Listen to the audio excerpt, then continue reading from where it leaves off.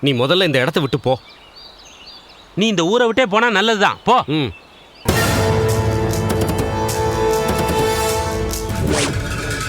சொடல மாறி ஐயா, முட்டாள்தனமா எதையாவது செஞ்சுக்கிட்டு இருக்காம போய் உங்க வேலையை பாருங்க. சரிங்க ஐயா. சுவாமி, இனி உங்களுக்கு எந்த தொல்லையும் இருக்காது. உங்க விருப்பப்படி என்ன வேணாலும் செய்யுங்க. மிக்க நன்றி ஐயா. வருகிறோம்.